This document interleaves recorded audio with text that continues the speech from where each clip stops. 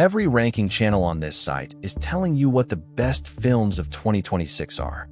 Nobody wants to sit with the other end of the list. So we did. These are the 10 lowest rated films of the year with a real audience behind them.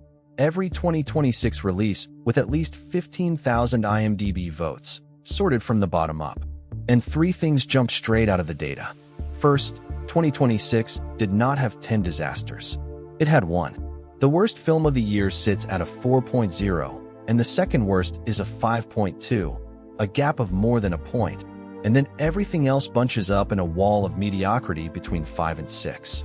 Second, 6 of these 10 are a sequel, a reboot, or a revival of something you already knew the name of. And third, and this is the uncomfortable one, being bad barely cost them anything. The 8 of these that went to cinemas carry about $514.0 million of production budget between them, and they have taken $775.8 million at the worldwide box office. Let's count down to the worst film of the year. Number 10, Shelter. Jason Statham on a remote Scottish island as a recluse who pulls a girl out of the sea and inherits everybody who is hunting her. Naomi Ackie and Daniel Mays alongside him. Directed by Rick Romanois. 25,000 voters landed on a 6.1, with a 50 on Metacritic, so critics called it exactly average, and audiences agreed with them for once. The interesting part is what it was trying to be. This is a quieter, sadder, more dramatic Statham than the one people buy tickets for, and it made $53.9 million worldwide against a $50 million budget, which in theatrical maths is not a success. Remember the director's name, by the way. He is going to show up again before we reach the bottom of this list. Number 9, Supergirl. Millie Alcock as Kara Zor-El, Jason Momoa alongside her. Directed by Craig Gillespie, who made I, Tanya. And this is the most expensive film in this entire ranking by a distance. $175 million of budget, against $124.6 million taken worldwide. It did not make its money back before you even count marketing.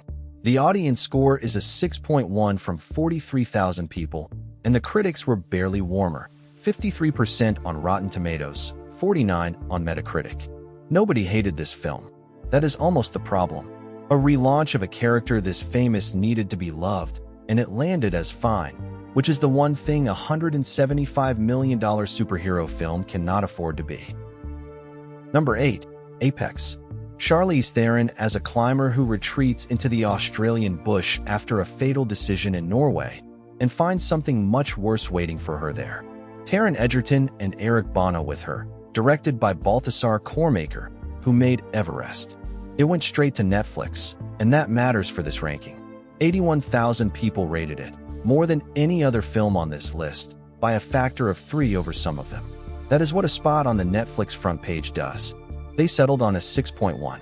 Critics were kinder, at 58 on Metacritic, and you can see why the two numbers split. The photography is genuinely striking, and the story it is wrapped around is a thriller you have seen before. Number 7, Ladies First.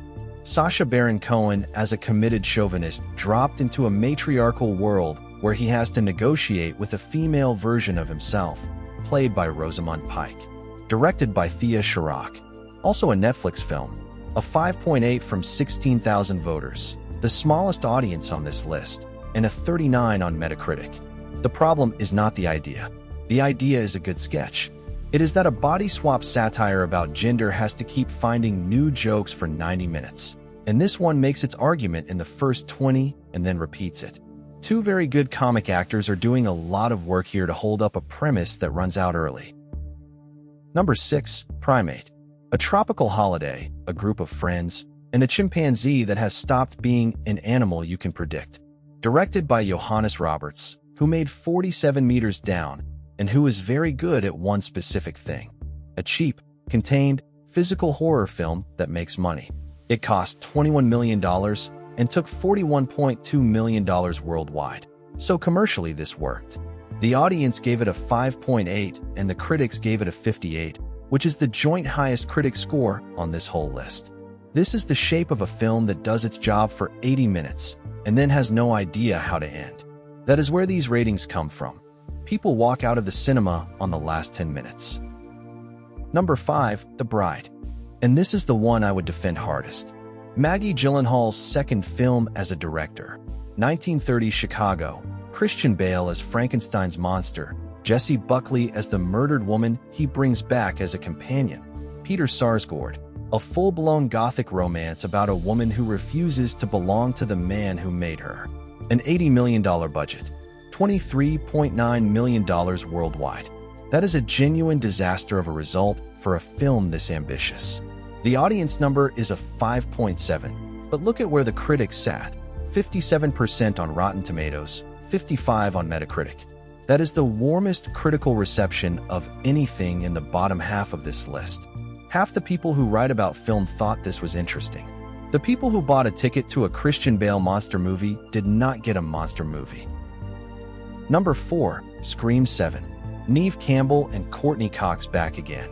Isabel May as Sidney Prescott's daughter in The New Target. And this is the detail that makes the number sting. It is directed by Kevin Williamson, the man who wrote the original Scream in 1996.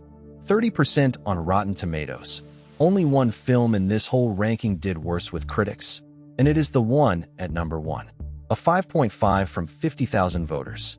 And it made $208.0 million worldwide on a $45 million budget. Read those two facts next to each other, because they are the whole economics of horror right now. A film with a 30% critic score is one of the 2 most profitable titles in this ranking. A ghost face mask sells a ticket no matter what the reviews say, and that is exactly why we are on the 7th one. Number 3, Greenland 2, Migration. Gerard Butler and Morena Baccarin walking out of the bunker and across a frozen, wrecked Europe looking for somewhere to live. Directed by Rick Romanois. And there he is again, the same director as number 10 on this list. 2 films in the bottom 10 of the year, from one filmmaker, in one January. A 5.2 from 27,000 voters. But the money is the real story here.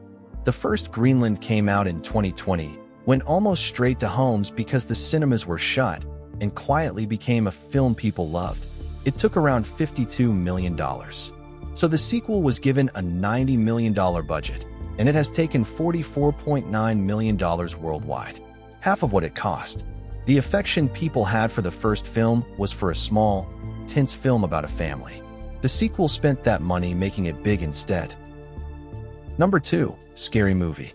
Not a reboot with new faces. The actual Wayans brothers, Marlon and Sean, back with Anna Faris and Regina Hall, 26 years after the first one. Directed by Michael Tids.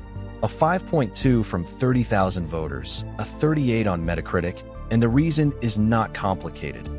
A parody film has to parody something the audience has just seen, and the horror films it is aiming at were not the ones most of this audience watched. And yet, it cost $30 million, and it has made $231.2 million worldwide. That is nearly 8 times its budget, and it is comfortably the biggest earner anywhere in this ranking. The second worst-rated film of 2026 is also the most profitable one. If you have ever wondered why these keep getting made, there is your answer in one line. And the worst-rated film of 2026 so far, Return to Silent Hill.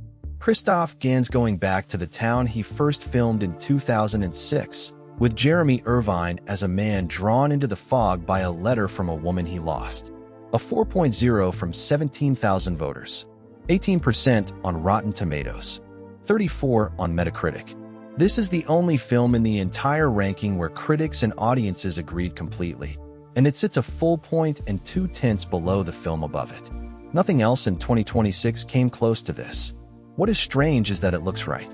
Gans still knows how to shoot that town. The ash, the rust, the sirens.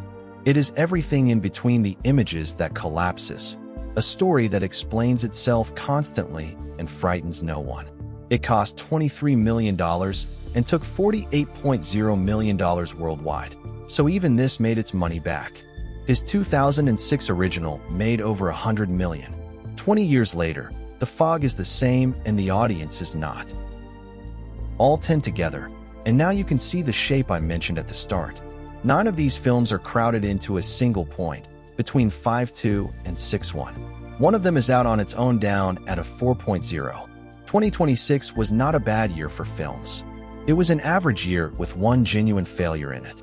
And here is the pattern that runs through the whole chart. Count the original ideas in this bottom 10. There are 4: Apex, Shelter, Primate and Ladies First. The other 6 are a 7th Scream, a scary movie revival, a Greenland sequel, a Silent Hill reboot, a Frankenstein retelling, and a Supergirl relaunch. Familiarity is what got these films financed, and familiarity is exactly what the audience punished them for. 3 that only just escaped. Cold Storage at 6-1, and that one is worth a look, because 81% of critics liked it, the best review score of anything in this neighborhood, and it made $1.5 million. Almost nobody saw it. Mercy at 6-2, a detective with 90 minutes to prove his innocence to an artificial intelligence judge. And Lee Cronin's The Mummy at 6-2, which found $29 million of audience and very little affection. So that is the bottom of 2026. $500 million of budget, 1 real disaster, and 2 horror titles quietly taking 57% of the money in the whole group.